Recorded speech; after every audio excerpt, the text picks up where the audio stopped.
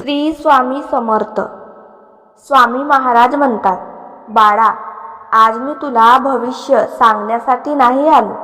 आज मी तुला तुझी ताकद दाखवण्यासाठी आलो आहे. तू अनेक दिवसांपासून एकाच प्रश्नात अडकून बसला आहेस. माझ्याच वाट्याला हे का येतं? मी इतके प्रयत्न करूनही यश का मिळत नाही? माझी प्रार्थना ऐकली जाते की नाही? हे प्रश्न तुझ्या मनात रोज उठतात. पण बाळा, तुला एक गोष्ट सांगतो, जेव्हा बीज जमिनीत पेरलं जातं तेव्हा काही दिवस त्याच्यावर अंधारच असतो. त्याला वाटत असेल की मी माझं आयुष्य संपलं. नाही, कारण त्या अंधारातच त्याची मुळे तयार होत असतात. तुझ्याबरोबरही तेच घडत आहे. तू ज्याला अपयश समजतो आहेस ते तुझी तयारी आहे. तू ज्याला उशीर समजतो आहेस ती योग्य वेळ जवळ येण्याची खूण आहे. आणि तू ज्याला एकटेपणा समजतो आहेस तो तुझ्या आत्म्याला मजबूत करण्याचा काळ आहे.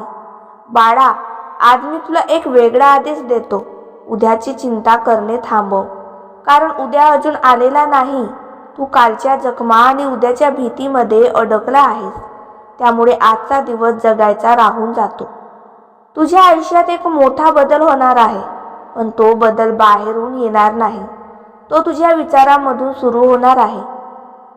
ज्या दिवशी तू स्वतःला कमी समजणं बंद करशील त्या दिवशी तुझं नशीब बदलायला सुरुवात होईल.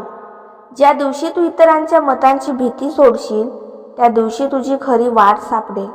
ज्या दिवशी तू स्वतःवर विश्वास ठेवशील त्या दिवशी माझी कृपा तुला स्पष्ट दिसू लागेल. बाळा, चमत्कार नेहमी आकाशातून पडत नाही. कधी कधी चमत्कार म्हणजे मनात आलेली नवीन हिंमत असते. कधी चमत्कार म्हणजे योग्य वेळी भेटलेली संधी नसते.